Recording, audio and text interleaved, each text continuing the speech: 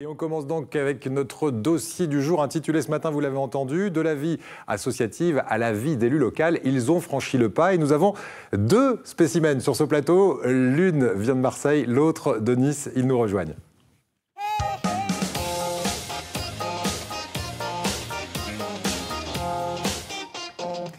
Merci d'être avec nous pour évoquer ce sujet avec nous ce matin. Karim Benhamed, qui représente l'association Adam.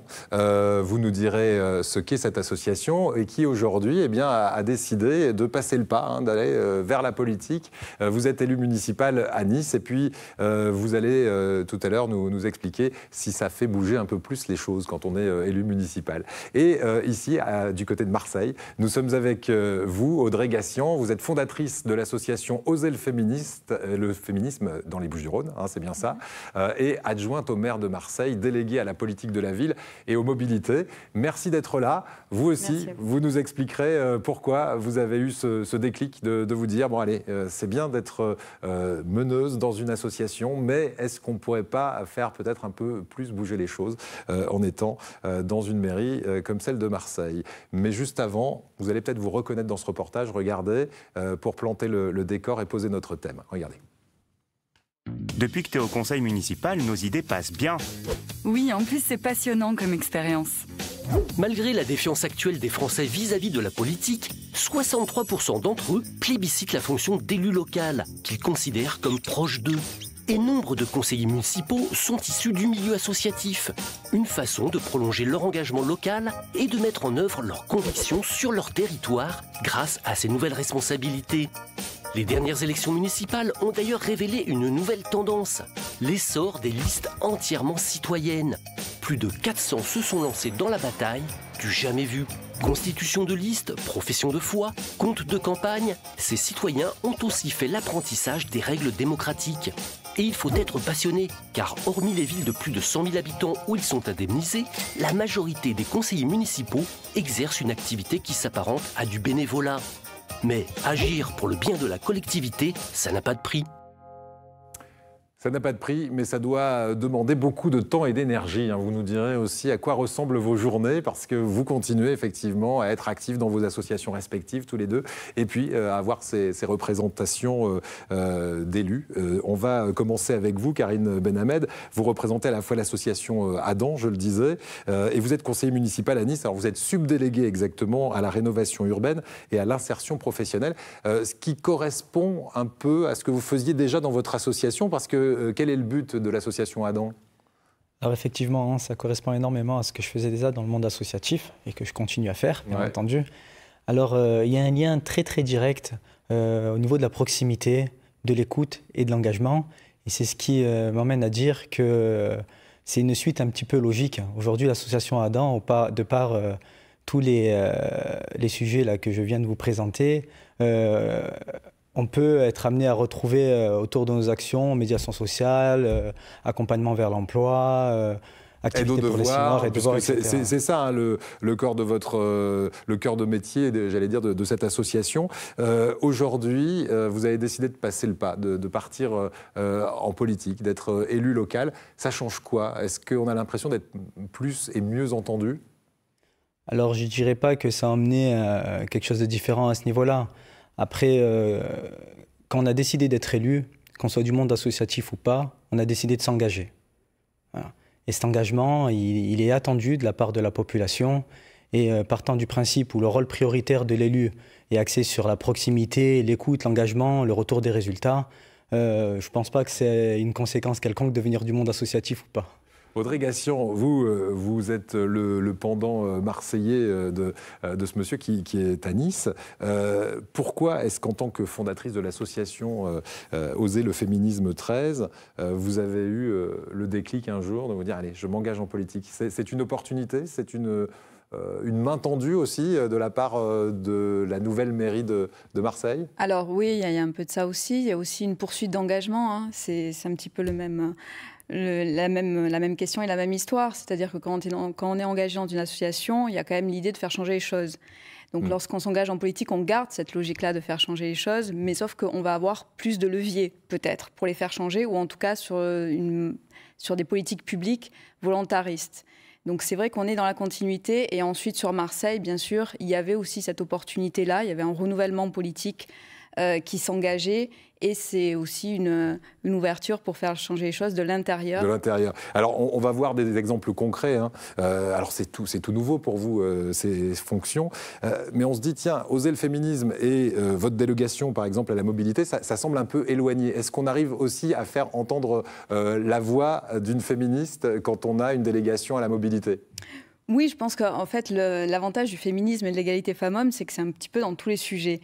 Et en matière de mobilité, on sait notamment que la mobilité des femmes est très différente de la mobilité des hommes, notamment dans l'occupation de l'espace public. Donc, c'est des questions qui, moi, me tiennent à cœur. Et en matière de mobilité, bien sûr que ça se recoupe avec l'engagement pour l'égalité femmes-hommes. Voilà, alors on va parler de concret, parce que là, on est dans le concept, on a bien compris. Vous vous engagez dans l'association, vous vous engagez auprès de vos concitoyens maintenant, puisque vous êtes élus.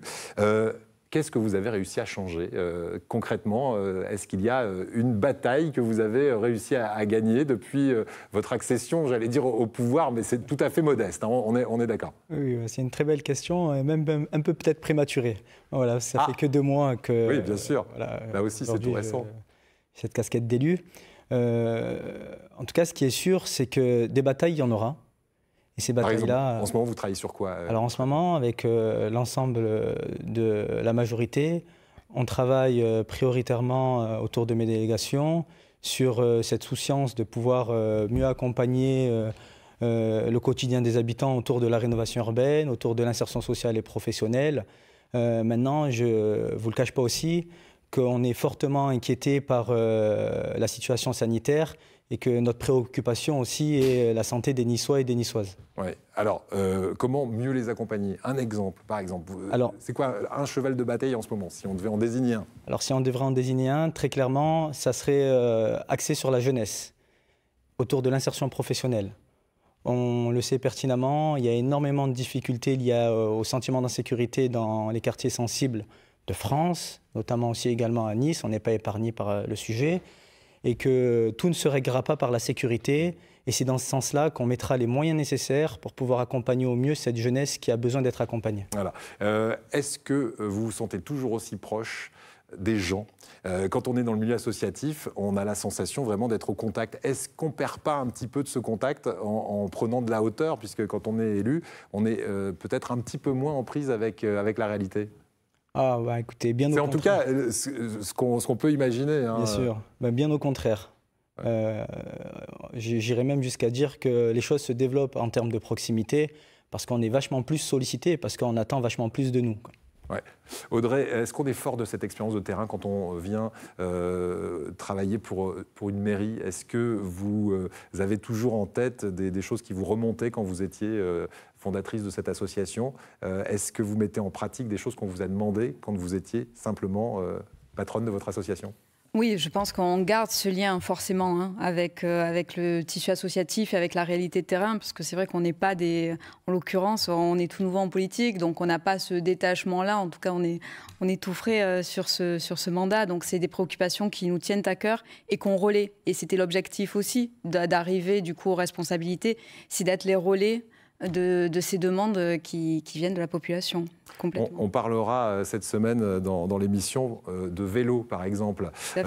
Vous êtes en charge de la mobilité, j'imagine que c'est un de vos terrains de prédilection. Est-ce que sur ce terrain-là, là encore, vous avez des idées et vous avez l'impression qu'on vous écoute? Est-ce qu'on peut avoir là aussi du concret?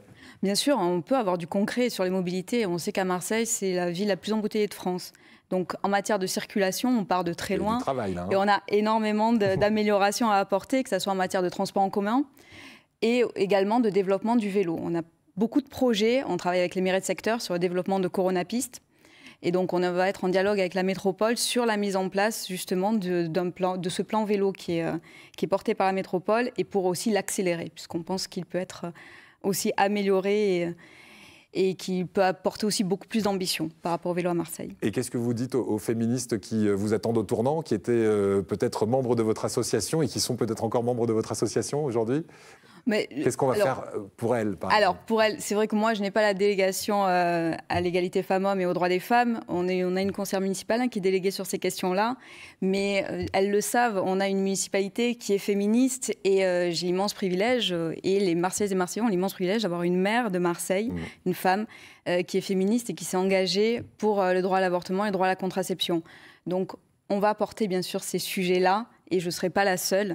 On est plusieurs élus de cette majorité à être très engagés sur ces questions. Bon, écoutez, en tout cas, c'est vrai que vous n'avez que 2 mois d'antériorité, donc c'est vrai qu'on attendra de voir. Mais en tout cas, vous promettez une chose, c'est que vous allez rester proche de ceux qui vous ont fait confiance dans les associations. Et vous avez d'ailleurs une phrase pour ça, et on va terminer là-dessus.